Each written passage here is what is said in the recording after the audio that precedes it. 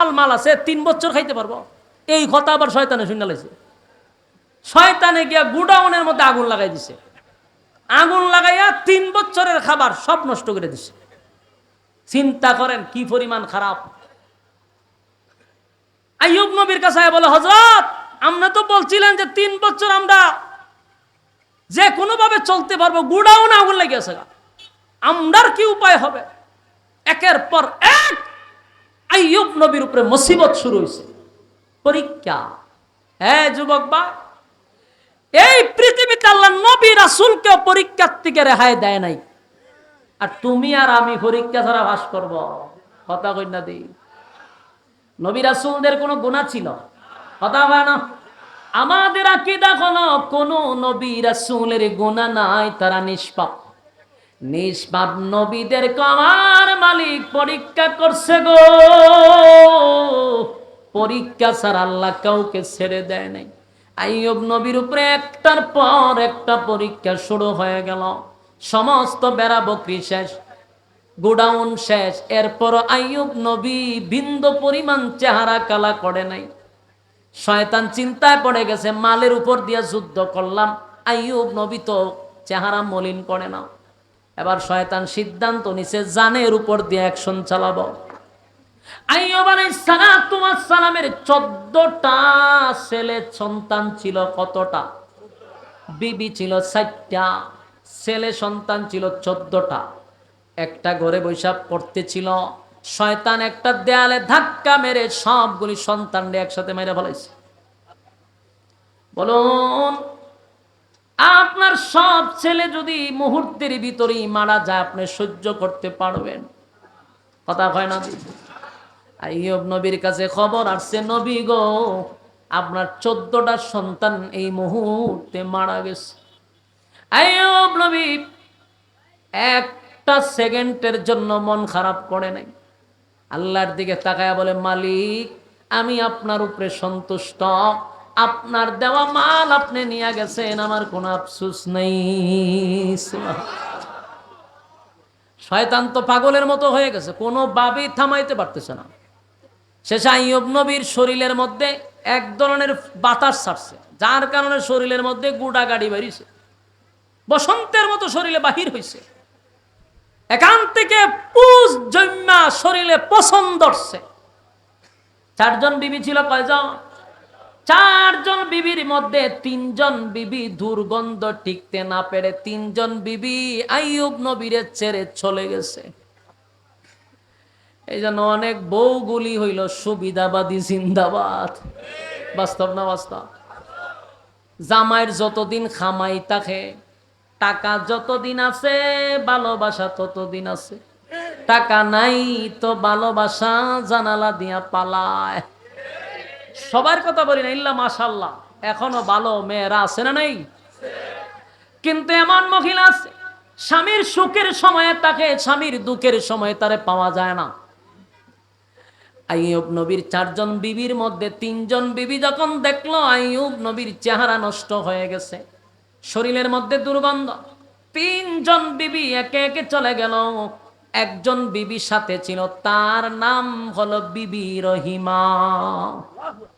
বিবি রহিমার ইতিহাস হইল ইউসুফ নবীর ছেলের ঘরের মেয়ে।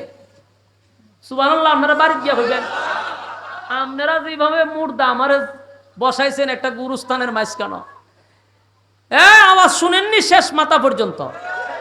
কথা কই না, এখানে মাতামাতি করতে হইব। আমি আওয়াজ না পেলে আওয়াজ দিমু কেমনে? বলুন, নাম কি ছিল? রহিমা। কার মেয়ে ছিল? কার? ইউসুফ নবীর ছেলের ঘরের মেয়ে, মানে নাতি, নাতনি, নাতনি।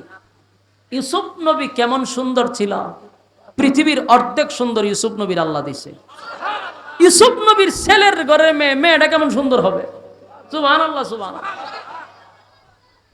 কেমন সুন্দরী হবে এটা ওয়াজ করে বোঝান লাগবে না। কিন্তু আইয়ুব নবীর পিছু ছাড়ছে না।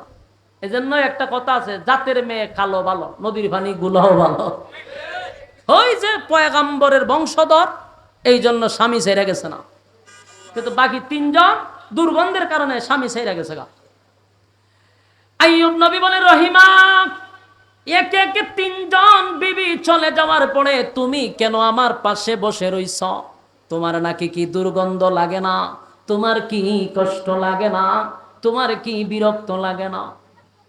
রহিমা বলে, প্রাণের স্বামী, আপনি দেশের বাদশা ছিলেন বাদশা, আমি বাদশার বউ ছিলাম, রানী ছিলাম, রানী। আপনার সুখের সময় আমি ছিলাম, এখন আপনার দুঃখের সময় যদি আমি চলে যাই, আমার মালিকের কাছে আমি কি জবাব দিব? সুবহানাল্লাহ। আমি আপনার পিছু ছাড়ব না। আইয়ুব নবী বারবার বলছে, রহিমা তুমি চলে যাও, এই দুর্গন্ধে টিকতে পারবা না। এরপরে রহিমা যায় নাই। শয়তান চিন্তায় পড়ে গেল, কি করা যায়। গোটা এলাকার মানুষকে শয়তান জানায়া দিছে আইয়ুবের শরীরে এমন রোগ হইছে, এটার বাতাস যার শরীরে লাগবে সেই মারা যাবে, এই রোগে আক্রান্ত হবে। এটা একটা ভাইরাস। গ্রামের মানুষ গেছে কিপ্পা, দেশের বাদশা ছিল।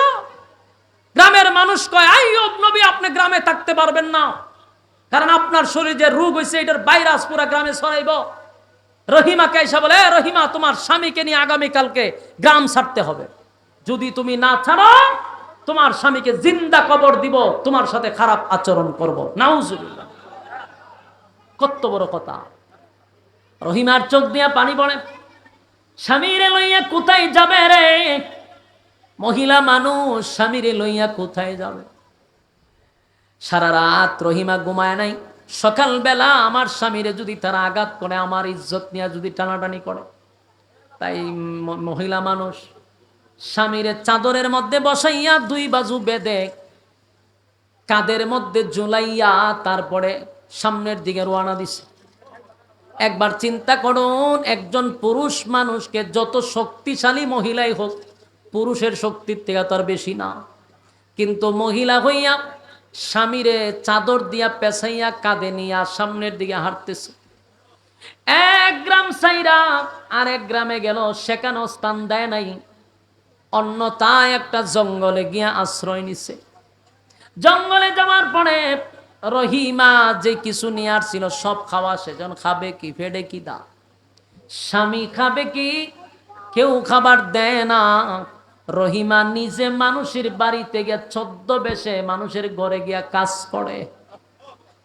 একবার চিন্তা করেন, উনি কিন্তু রানী ছিল। আমার কথা কি বুঝতেছেন? বাদশার বউ মানে কি, আবার পয়গম্বরের বউ, আবার সাধারণ সুন্দরী না, হাজার হাজার লক্ষের মধ্যে একটা মহিলা। এই মহিলা এখন স্বামীর জন্য মানুষের ঘরে গিয়া কাজ করে। শয়তান এটাও জানছে যে রহিমা মানুষের ঘরে কাজ করে, আইয়ুব নবীরে খাবার দেয়। শয়তান মানুষের কাছে জানায়া দিছে, তোমাদের ঘরে যে কাজ করে জানো এটা কেডা? বলে কেডা? বলে আইয়ুব নবীর বউ। সারাদিন তার শরীরে পুজ বাহির হয়, এই ভাইরাস নিয়ে তোমাদের বাড়িতে ঢুকে তোমাদের শরীরে ভাইরাস শুরু হবে। এখন তো মানুষ আর রহিমারে কাজও দেয় না, এখন খাওয়াবে কি? লম্বা ঘটনা বলতেছিলাম। শেষে মাথার চুল পর্যন্ত কেটে স্বামীর খাবারের ব্যবস্থা করছে। অন্যদিকে আইয়ুব নবীর শরীর পচতে পচতে, কিরায় খাইতে খাইতে সব শেষের পর আল্লাহর নাম ভুলে নাই। 2.5-3 বছর পর্যন্ত এই কষ্ট করছে। একটা সময় কিরাপুক যখন জিহ্বার মধ্যে এসে আক্রমণ করছে, আইয়ুব নবী চিৎকার দিয়া বলে, মালিক, আমার সমস্ত শরীরে পোকা ধরছে, আমার সম্পত্তি শেষ, আমার ছেলে সন্তান শেষ, আমার বিবিরা ছেলে চলে গেছে, আমার শরীরও শেষ, যন্ত্রণায় 3টা বছর ধরে সহ্য করে যাচ্ছে, আমার কোনো অভিযোগ আপনার প্রতি নাই, এখনো কোনো অভিযোগ নাই গো মালিক, কিন্তু আজকে আমি কথা বলতে চাই, কারণ এতদিন আমার শরীরে পোকা খাইছে, কিন্তু জিহ্বাটা থাকার কারণে আমি জিহ্বা দিয়ে আপনার নাম জপতে পারছি, আল্লাহ আল্লাহ বলে ডাকছি। আমার শরীরে পোকা কামড়ানোর পরে আমার জিহ্বা দিয়ে আপনার নাম জপার কারণে আমি এত আনন্দ পাইছি, আমার শরীরের কষ্ট আমি বুঝতে পারি নাই, কিন্তু আজকে পোকা আমার জিহ্বায় ধরছে, এখন আপনার কাছে দরখাস্ত আমার সারা শরীর শেষ করে দেন, কিন্তু জিহ্বাটা আমার হেফাজত করেন, আমি নবী যেন আপনার নাম জপতে পারি। আমার আল্লাহ বলে জিবরাইল, আমার বন্ধু 3টা বছর ধরে পোকার কামড়কে কোনো অভিযোগ আমি আল্লাহর কাছে করে নাই, কোনো অভিযোগ নাই। রাজত্ব হারাইছে, গ্রাম ছাড়ছে, জঙ্গলে গিয়া বসবাস করছে। আমার বন্ধু এত কষ্ট করার পরেও আমার কাছে কোনো অভিযোগ দেয় নাই। আজকে আমার নাম না বলতে পেরে আমার কাছে আবদার করছে তার জিহ্বার হেফাজত করতে। জিবরাইল রে, আর করতে কষ্ট করতে হবে না। আমার বন্ধু পরীক্ষায় ফার্স্ট ডিভিশনে পাস করছে। আমার বন্ধুরে বলো, বন্ধুর সামনে একটা ঝর্ণা আছে, সেটার মধ্যে যেন বন্ধু গোসল করে। বন্ধু যখন গোসল করতে নামলো, ডুব দিয়া যখন আবার ওইটা দাঁড়াইছে, এমনি তাকায়া দেখে আগের চেয়েও চেহারা সুন্দর হয়ে গেছে। একটা পোকা নাই, শরীরে কোনো দাগ নাই, আগের চেয়ে সুঠাম দেহের অধিকারী হয়ে গেছে, চেহারা আগের থেকে আরো সুন্দর হয়ে গেছে। অন্যদিকে বিবি রহিমা মানুষের দাঁড়ে দাঁড়ে স্বামীর খাবারের জন্য বাহির হইছে, খাবার নিয়ে আইসা দেখে স্বামী তো স্বামী নাই, যেন আগের চেয়ে আরো সুন্দর হয়ে গেছে। রহিমা চিৎকার দিয়া বলে, আমার স্বামী গেল কোথায়, আমার স্বামী গেল কোথায়? আইয়ুব নবী বলে, প্রাণের বিবি হে, আমার আল্লাহ আমার সমস্ত রোগ বালা মুসিবত দূর করে আমারে আল্লাহ সুন্দর সুঠাম দেহের অধিকারী বানাইছে।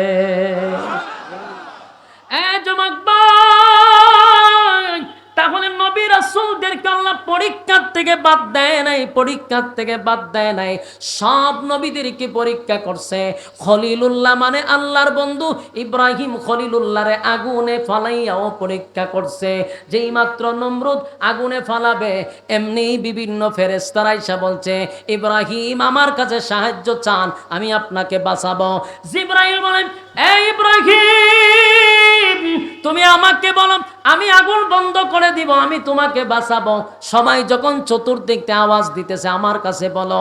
ইব্রাহিম খলিলুল্লাহ বলে, আমি তোমাদের কাছে জানতে চাই, আমি যে আগুনে জাপ দিব সেটা আমার মালিক কি জানে? হয় জানে। তাহলে আমার মালিক আমারে বাঁচাবে, তোমাদের কাছে কেন সাহায্য চাইব? সুবহান। ইব্রাহিম খলিলুল্লাহকে আমার মালিক পরীক্ষা করছে, সন্তান দিয়া পরীক্ষা করছে, আগুন দিয়া পরীক্ষা করছে। সবচেয়ে বেশি পরীক্ষা ইব্রাহিম নবীরে করছে। কোন নবীরে পরীক্ষা ছাড়া জান্নাত দিবে না। নবী রাসূলকেও পরীক্ষা করছে। জাকারিয়া আলাইহিস সালাতু ওয়াস সালামের নাম শুনছেন, বেঈমানদেরকে কালেমার দাওয়াত দেয়, কেউ কালেমা পড়ে না, কেউ কালেমা পড়ে না। একটা সময় বেঈমানরা আর জাকারিয়া আলাইহিস সালাতু ওয়াস সালামকে মারার জন্য যখন দৌড়ানো শুরু করছে, জাকারিয়া নবীরে শেষ করে দিবে। জাকারিয়া নবী দৌড়াইয়া একটা গাছের সামনে গিয়া এমন মুসিবতে পড়ছে, জাকারিয়া নবী বলে, গাছ রে, এখন আমি কি করব, আমার একটু বাঁচাও। সাথে সাথে গাছ ফেরে গাছের ভিতরে জাকারিয়া নবীরে ঢুকায়া দিছে। সুবহান। শয়তান আয়া হাজির, মানুষ আয়া তালাশ করে জাকারিয়া নবীরে দেখছে সামনে, কিন্তু এখন নাই। শয়তান মানুষের সুরত ধরে এসে বলে, এক, তোমরা কারে তালাশ করো? বলে, জাকারিয়ারে তালাশ করি। বলে, জাকারিয়া তো গাছের ভিতরে ঢুকছে। মানুষ কয়, তোমার মাথা কি ফচ্ছে, গাছের ভিতরে মানুষ ঢুকে কেমনে? কিন্তু শয়তান চতুর্দিকে ঘুরা দেখে যে জাকারিয়া নবীর পাঞ্জাবির একটা কুনা গাছের দিকে বাইরে দিছে। এবার শয়তান বলে, তোমরা যদি বিশ্বাস না করো তাহলে গাছের মধ্যে দেখো তার পাঞ্জাবি আটকানো এবং গাছের ভিতরে ঢুকছে, এটা সে জাদু দিয়া ঢুকছে। নাউজুবিল্লাহ। মানুষ বিশ্বাস করছে। এবার মানুষ বলল যে এখন কি করা যায়? বলে, গাছটারে খরাত দিয়া তোমরা সিরালাও, খরাত দিয়া কাটটা ফেলাও। করাত নিয়ে আইছে। আয়া যখন করাত দিয়া শুরু করছে, করাত চিনুননি, করাত দিয়া কাটা শুরু করছে। জাকারিয়া নবী দেখে তার মাথার উপরে দিয়া করাত চলতেছে। এবার জাকারিয়া নবীকে ঈমান হারা করার জন্য শয়তান কিন্তু বহু চেষ্টা করছে। যে জাকারিয়া নবী যেহেতু গাছের কাছে সাহায্য চাইছে, শয়তান তো বড় আলেম, সে চিন্তা করছে জাকারিয়া নবীরে যদি হত্যা করা হয় তাহলে এই মুহূর্তে সে বেঈমান হয়ে মারা যাবে। নাউজুবিল্লাহ। কিন্তু জাকারিয়া নবী যখন গাছের ভিতরে তাকায় দেখে মাথার উপর দিয়া করাত চলে গো। জাকারিয়া পয়গম্বর এমনি আল্লাহর কাছে বলে, মালিক আমার মাথার উপরে করাত চলে।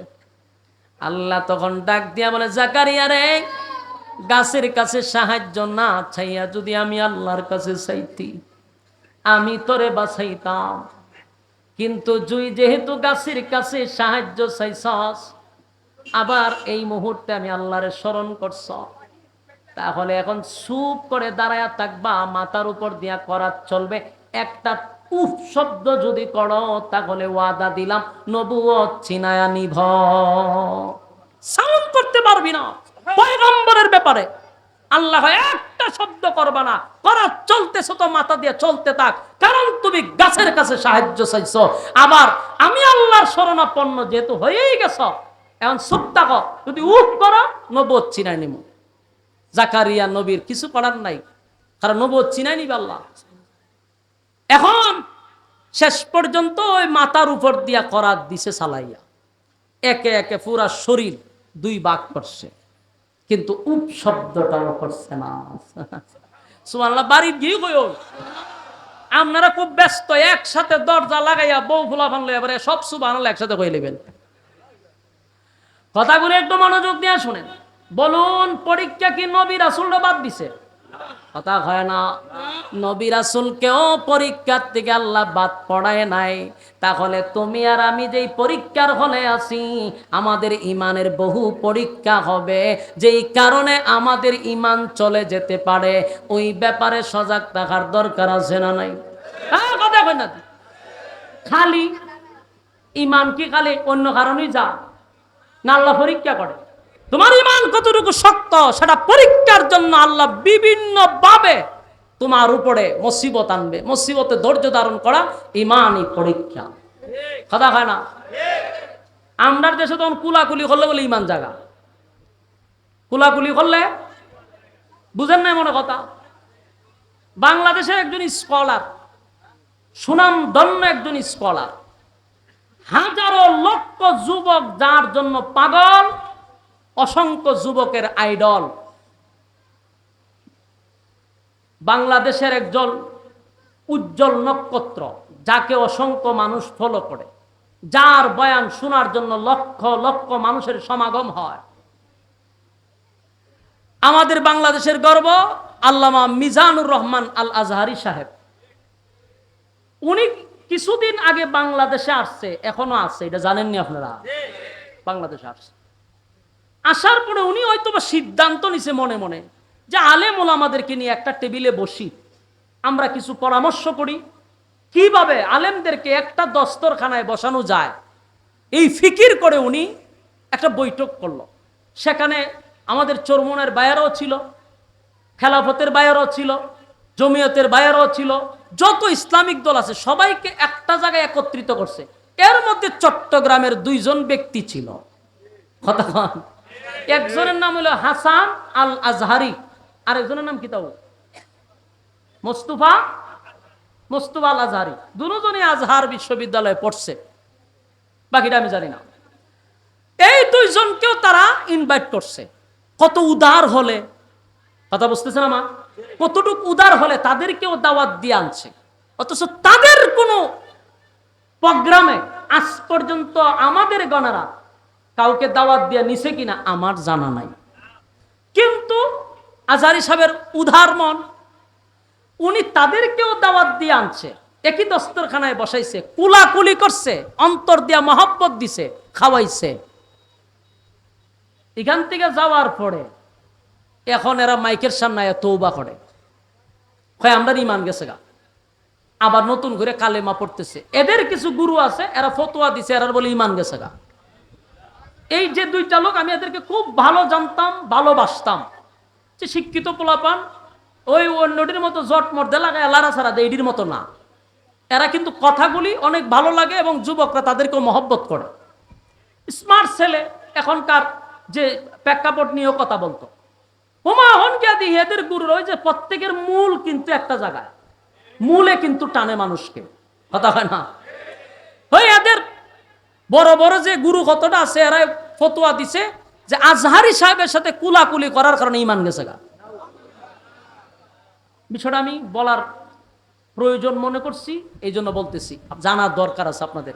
ইমান কেমনে যায় এটা তো জানতেই মানে একজন মুসলমান না হোক, একজন হিন্দু হোক, তার সাথে যদি আমি কুলাকুলি করি আমার ইমান যাবো গা? কি ফতোয়া পাইছেন কো?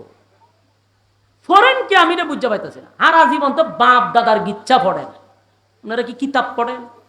একজন হিন্দু লোকের সাথে যদি আমি কুলাকুলি করি আমার ইমান যাবে কেন? এটার সাথে ইমানের সম্পর্ক কি? সে হিন্দু, সে তো মানুষ, আমি তার সাথে যদি কোলাকুলি করি আমার ইমান যাবে কেন? আর আজহারি সাহেব সাধারণ কোনো ব্যক্তি, এই ব্যক্তির সাথে তুই কোলাকুলি করছ, তোর ইমান গেছে গা। কথা হয় না? দি তওবা করছে, আবার নতুন করে কালেমা পড়ছে, কি পরিমাণ নাটক! কালেমা পড়ে আবার হয় ইমান আনছি। অন্ত তুই যদি আসলে অমুসলিম হয়ে যাস, তোর ইমান যদি জায়গা, ফতোয়া যখন দিছ আরো ফতোয়া শুন না যা। তোর যেহেতু তোদের ফতোয়া অনুযায়ী তোদের ইমান চলে গেছে, তাহলে তোর বউ তালাক হয়ে গেছে। কারণ কোন লোক বেঈমান হলে তার বউ থাকে না। তো তুই তো ইমানের না, তখন বিয়া করস না করে, বউ সার তালাক হয়ে গেছে, নতুন করে বিয়া কর। ফতোয়া তোরা দিছ, ফতোয়া এখন আরো রয়ে গেছে। ইমান যদি চলে যায় তাহলে বউ তাকে নি, তাহলে নতুন করে আবার বিয়া করার দরকার না। চিন্তা করেন, জাতির ঐক্যের সময় আমরা চাচ্ছি যে সব আলেমরা একটা দস্তরখানায় বসুক। মানুষ কত আশা নিয়ে আলেমদের দিকে তাকাইছে যে সবাই এক হোক, ঠেলাঠেলি বাদ দিয়ে সব এক হয়ে যাক। কারণ বাংলাদেশে সোনার বাংলা দেখছি, রূপার বাংলা দেখছি, আমরা বহু বাংলা দেখ গেলাইছি। কথা হয় না? নৌকার বাংলা দেখছি, দানের বাংলা দেখছি, লাঙ্গলের বাংলা দেখছি, কত বাংলা দেখছি, মাগার ইসলামের বাংলা এখনো দেখতে পারি নাই। এই আফসোস নিয়ে আমরা স্বপ্ন দেখতেছি, এর মধ্যে এরা কুলাকুলি করলো বলে ইমান জাগা। আসলে তেল আর পানি এক হয় না। এটিরে কেন আনার দরকার আছে? কেন এটি মিনিটে মিনিটে শিরিক করে, বেদাত করে, এদেরকে কেন এই সমস্ত আলেমদের দস্তরখানায় বসানো হয়েছে? এর বাস্তব নমুনা হলো এই এখন বর্তমানে যা দেখতেছি। একজন মুসলমানের সাথে কুলাকুলি করলে তোমার ইমান চলে যায়। তোমাদের ইমান এত দুর্বল, তোমাদের ইমান না যেহেতু কুলাকুলি করলে জায়গা, এত দুর্বল ইমান নিয়ে চলো তোমরা। মুসলমান মুসলমান হলে বাই বাই, আর এক হয় কুলাকুলি হলে ইমান জায়গা। এখন চিন্তা করেন এদের ইমান কত দুর্বল। কারণ শিরিক করতে করতে এদের তো ইমান এমনিই নাই। ইমান যাইতো না, তিরার মাঝে আসেই কিতা আর টাকতই কিতা। আল্লাহ আমাদেরকে ফিতনার থেকে হেফাজত করুক, আমিন। সম্মানিত শুধু এতক্ষণের আলোচনায় কি বুঝাইছে আর কি বুঝছেন বলুন? পরীক্ষা ছাড়া প্রমোশন বাড়বে? শুরুর থেকে পরীক্ষা নিয়ে আলোচনা চলতেছে, পরীক্ষা দিয়ে শেষ করতে হবে। এখন উড়াউড়ি করতেছেন করে, প্রত্যেকটা জিনিসের ফিনিশিং আছে না? ভাত খাইলেন হাত ধুইছেন না, তা আপনার মতো ব্যাক কল আছে নি? হাত ধুইবেন কোন না, মানুষের শরীরে মুছবেন। তো ওয়াজ শুনছেন, এটার ফিনিশিং হই নাই, দোয়া হই নাই, তো কেন ওয়াজ হইছে? মনোযোগ দিয়া শেষ, আর 5 মিনিটে শেষ করতেছি। আমি যে ভূমিকায় বলছিলাম যে আমাদেরকে আল্লাহ পাঠাইছে কেন? পরীক্ষার হলে। পরীক্ষায় যদি ফেল একবার করে ফেলো, জীবনে আর কোনোদিন তুমি পরীক্ষার হলে ঢুকতে পারবা না। এই হলে আর ঢুকার সুরত আছে? কথা কই না দি? একবার যদি পরীক্ষার হলে ফেল করো, আর কোনোদিন পরীক্ষার হলে ঢুকতে পারবা? জিন্দেগি শেষ। আল্লাহ বলে, বান্দা রে, পরীক্ষার হলে পাঠাইছি, একবার যদি ফেল করো আর কোনোদিন তোমারে কেউ পরীক্ষার হলে ঢোকাবে না। যুবক ভাইরা আমার, পরীক্ষার হলে আসছি, আমাদের পরীক্ষা শুরু হয়ে গেছে। তাই প্রতিটা মিনিটে মিনিটে নিজের নিয়ে চিন্তা করবে যে আমি কিন্তু পরীক্ষার হলে আছি, আমার উপরে কিন্তু পরীক্ষা চলতেছে। কথা হয় না? এক পৃথিবীতে ছিলাম না, আমরা থাকবো না। ছিলাম না তার মানে আমরা অন্য এক জগতে ছিলাম, আবার থাকবো না আর এক জগতে যাব, ঠিক কিনা? এই পৃথিবীর মানুষ কেউ পৃথিবীতে থাকতে পারে নাই। আমার চোখের সামনে দাদা চলে গেল, বাবা চলে গেল, মা চলে গেল। আমার চুলগুলা কালো ছিল, আমার চোখের জ্যোতি ভালো ছিল, এখন আমার চুলগুলো সাদা হয়ে গেছে, চোখের জ্যোতিও নাই, দাঁতগুলি লড়াচড়া করে, চামড়াগুলি ঢিল হয়ে গেছে। তার মানে আমার মরণের সিগন্যাল চলতেছে। কথা হয় না? যুবক ভাই, ঢাকা শহরের ব্যবসায়ীদের হাতে পায়ে ধরে বলি, এই পৃথিবীর কেউ কোনোদিন থাকতে পারে নাই, আমরাও থাকবো না, এটাই বাস্তব। কথা হন ঠিক? আমার আগে এই বাড়িতে বাস করেছে অনেক জন, তারাও গেছে আমিও যাব, রইব না আর বেশিক্ষণ। টাকার কোনো সুযোগ নাই, থাকবো না থাকবো না থাকবো না। এই পৃথিবী যারা টাকা পয়সা আল্লাহ দিছে, পরীক্ষা চলতেছে পরীক্ষা চলতেছে। যুবক ভাইরা, এই দুনিয়া এত নিষ্ঠুর, এত স্বার্থপর, এত স্বার্থপর। আমি মনে করি আমি ছাড়া দুনিয়া চলবে না, আমি ছাড়া সংসার চলবে না, আমি ছাড়া কিছু চলবে না। আল্লাহর জাতের কসম, আপনি মারা গেলে দুনিয়া আপনার জন্য থেমে থাকবে না, দুনিয়া তার গতিতে চলতে থাকবে। আপনি নাই তাতে কোনো আসে যায় না।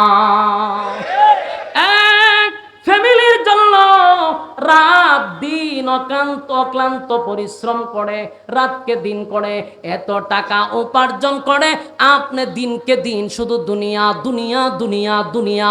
একটা সেকেন্ডের জন্য মসজিদে পাওয়া যায় না, আল্লাহর কাছে পাওয়া যায় না, শুধু দুনিয়া দুনিয়া করে গেলা। একদিন যদি মালাকুল মউত আজরাইল আসে, বলো তো দেখি তুমি কি জবাব দিবা? আর তুমি চলে যাওয়ার পরে যেই সম্পত্তি তুমি রেখে যাইবা, যেই টাকাগুলি রেখে যাইবা, তোমার সন্তানগুলি মরার পরে তারা বাড়াবাড়ি শুরু করবে, কে কোন জায়গা নিবে, কে কোনটা নিবে, মারামারি চলবে তোমার সম্পত্তি নিয়া। আর তুমি তোমার সমস্ত কৃতকর্মের ফল জাহান্নামে গিয়া ভুগবা। এটা কোনো বুদ্ধিমানের কাজ হতে পারে না। তাই আল্লাহর দেওয়া সম্পদ আল্লাহর কাছে ব্যয় করার দরকার আছে না? না আমার যুবক ভাইয়েরা, পৃথিবী স্বার্থপর, পৃথিবী স্বার্থপর। আজকে মারা যান, যেই বেডরুমে আপনার স্ত্রীকে নিয়ে ঘুমাইছেন, যেই বেডরুমে নিজের স্ত্রীর সঙ্গে আনন্দ ফুর্তি করছেন, খুব সুন্দর করে ডেকোরেশন করছেন, নিজের বেডরুম নিজের মতো সাজাইছেন, আজকে মারা যান, কালকে আপনার রুমে আপনার বিবি একা ঘুমাইতে যায় না। কেন যায় না? তো এই ঘরের ভিতরে লাশ ছিল। হায় রে, মারা যাওয়ার পরে মানুষ কত নিষ্ঠুর আর স্বার্থপর। নামটা ধরে কেউ ডাক দেয় না, সবাই খালি লাশ লাশ বলে ডাক দেয়। নিজের সন্তানগুলি বলবে, লাশটা ঘর থেকে বাহির করো, লাশটারে গোসল করাও, লাশটারে খাটিয়ার মধ্যে তুলো, লাশটারে কবরস্থানে নিয়ে যাও। যেই সন্তান বাবা বাবা বলে আমারে ডাকতো, আজকে বাবা বলে ডাক দেয় না রে, আমারে লাশ বলে ডাক দেয়। আমার ঘরের ভিতরে আমার বিবিরে লইয়া ঘুমাইলাম, আজকে বিবি একা ঘরে যায় না, এই ঘরে নাকি লাশ ছিল। দুনিয়ার সমস্ত কৃতকর্মের জন্য পরকালে শাস্তি ভোগ করব। আর আমার সম্পত্তি নিয়া আমার সন্তান আমার ভাইয়ের মধ্যে ঝগড়া হবে। এমন বোকা মানুষ, যত জ্ঞানী হও, যত ডিগ্রিওয়ালাই হও, তোমার মতো বোকা কেউ হতে পারে না। আমার যুবক ভাইয়েরা, মালাকুল মউত আজরাইল আসলে পরীক্ষার হলে থাকতে দিবে না। তোমার মতো বড় বড় ক্ষমতাশীল রে আল্লাহ কিন্তু শেষ করছে। আজকে দেখো ঢাকা মিরপুরের এরিয়ায় যদি কোনো গুরুস্থান থাকে, সেই গুরুস্থানে গিয়া দেখো কত বড় বড় নেতারা গুরুস্থানে শায়িত, কেউ তাদের পাশে যায় না। কবরের সামনে গিয়া সূরা ফাতিহা পড়ে কেউ একদিন জিয়ারত করে না।